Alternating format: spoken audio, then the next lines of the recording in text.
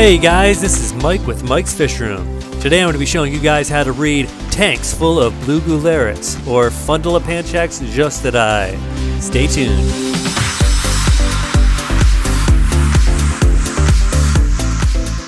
Alright guys, in order to get started you're going to need a 5 to 10 gallon tank.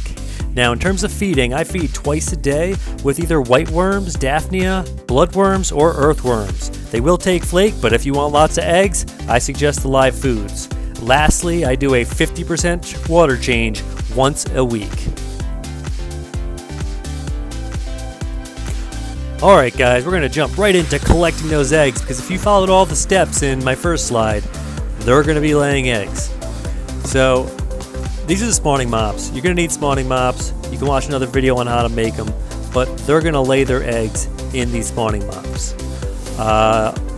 Once a day, once every other day, I'm going to go ahead and collect those mops out of the tank. Now, people are unsure of how much you want to squeeze them. I squeeze them pretty hard. If you want to get the hang of it, you can squeeze them more gently at first, see how many eggs you burst, and then later on you can squeeze them a little harder until you're actually popping those eggs. But I squeeze them pretty hard, and I rarely pop eggs. If I do, they were probably freshly laid or infertile. Next step, I'm going to lay them out after they're semi-dry. The drier they are, the easier it is to find the eggs and the less the fibers stick together. So there is a big advantage there to being dry. And right away, we're going to see some eggs here. Usually, they'll lay 10 to 20 eggs a day for me from a pair. And I'm going to pick up that mop, turn it a little bit, spread it out, look for more eggs. Alright, next up, let's talk about peat moss. Okay, we're going to incubate our eggs on peat moss. I take these Jiffy pellets I bought on Amazon.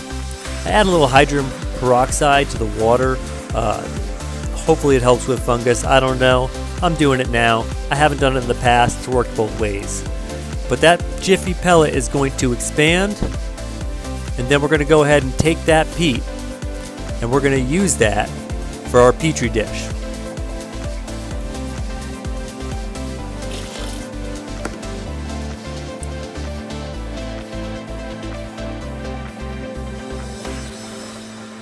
Do your best to spread it out, create a thin layer. It's not that important, but the only thing you're really watching out for is that it's not high enough to touch the lid on the petri dish. Other than that, you'll be fine. If you're breeding lots of types of fish, you're going to want to make sure your lids are labeled so you know what type of eggs are in there. That'll give you an idea of how often to be checking them. You can also put the dates on there as well. Now in terms of picking the eggs, I just grab them right with my fingers. I do like to wet them sometimes. Helps the eggs come off easier.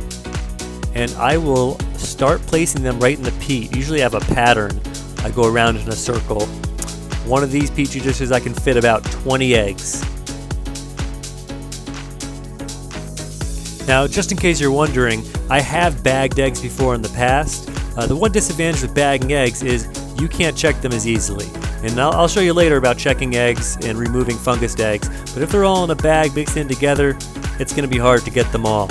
And what's going to happen is that fungus is going to have a better chance of spreading. I keep these eggs about 1 centimeter apart from each other, and that seems to work fine. Don't seem to get any fungus spreading between the eggs.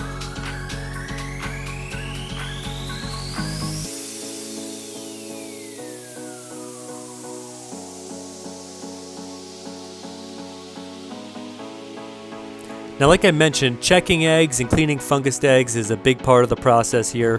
Sjoestedti is known for having quite a few infertile eggs, so you're going to want to do this on a regular basis, probably once every day for the first week after you collect the eggs.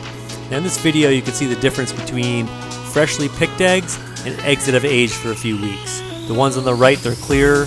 Those are the eggs I just picked today. The ones on the left, a few weeks old. Okay, and then here, these ones, I think these are about 3.5 weeks old, but if you look closely, you can see the eyes.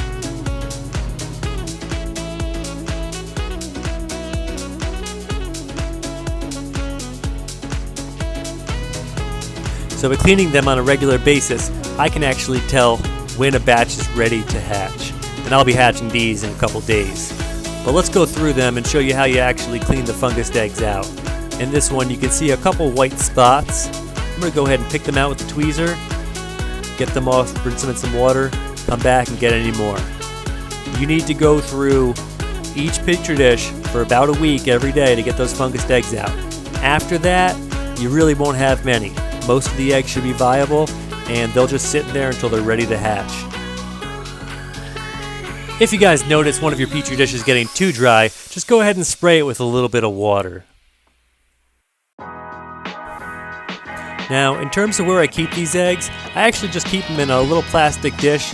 There's a little bit of water at the bottom there, actually, you can't tell. I cover it, and I have a piece of paper over it to keep some light out. Not sure if it helps, but that's what I do. Below is the storage box I use for bags.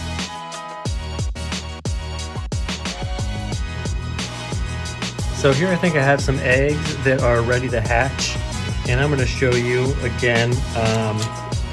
These guys are pretty dark, and if the eggs are at the right angle, I mean, you can see eyes looking right back at you. So they're all pretty dark. I'm going to go ahead and wet the whole batch. And what I do is I use just regular tap water. I poured it into a 5-gallon bucket this morning. Let me show you. Excuse the mess. I'm about to go away for vacation and doing all sorts of things. So I take a tub. Okay. I'm going to add about 1 to 2 centimeters of water. All right, and this complicated process looks like this. Eggs, peat, dump it in. That's all I do. And other people have all sorts of fancy ways. Some people actually pick the individual eggs. I just put it together. And without doing anything else, I mean, that's a little more water than I normally do, but it'll be fine for this batch.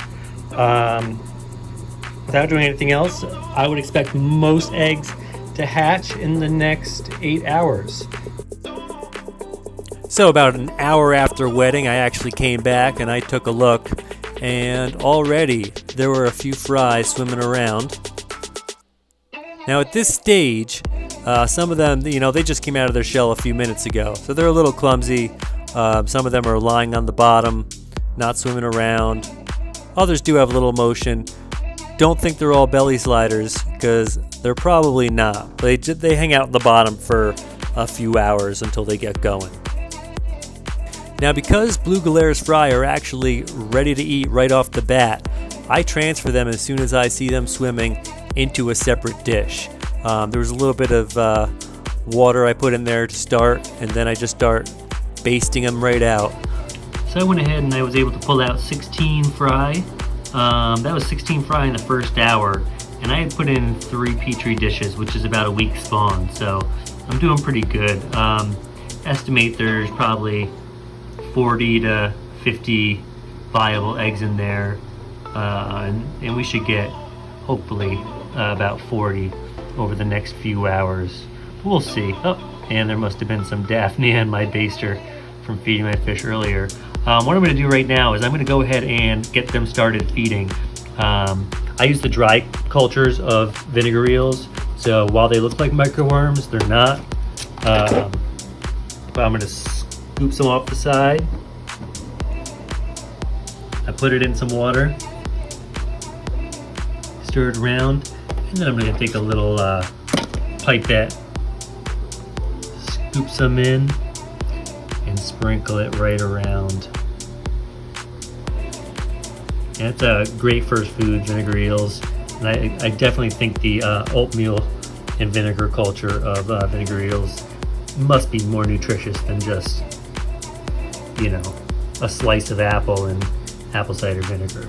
So get those going. I also probably am going to start with them with some brine shrimp in another hour or two. I'm going to give them a little while. There's no salt in this water, so I don't need any brine shrimp dying immediately. But I'm going to get them going with the brine shrimp today, before the end of the day. So we're skipping ahead to the next day. I already did the first feeding last night, so there might be some brine shrimp in here, but I really try to do as little as I can with the brine shrimp on the first day. A lot of that will go uneaten. I do have a separate cup I use just for my wastewater. That also, prevents me from dumping any fry down the drain or in a bucket. If I accidentally suck one up, it'll be right in that cup and I can get it back out. Now on the first day's cleaning, I really don't need to remove that much. I'm just going to take out a few basterfuls, get rid of them.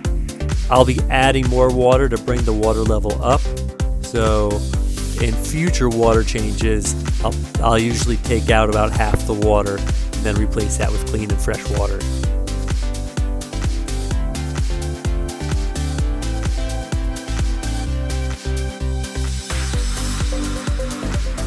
Now, because I didn't show you the brine shrimp from the previous night, I'll go ahead and show it to you now. When I have a lot of babies, I use the big brine shrimp hatchery, but you're just hatching a batch or two. They have these really neat devices that hatch it without any aeration, heat, light, anything like that. And you just take it right out with this sieve. And I'm going to go ahead and just put it right in. I can just get the tiniest amount out, and a little bit of salt's not going to hurt these fry. Now, in addition to water changes and feeding, there's a couple other things I like to add to my nurseries. I like pond snails, which are going to help to keep those baby brine shrimp cleaned up. And then lastly, I always add a plant. This is hornwort, but I can add guppy grass or some other stem plant. Doesn't really matter. Just some sort of plant in there.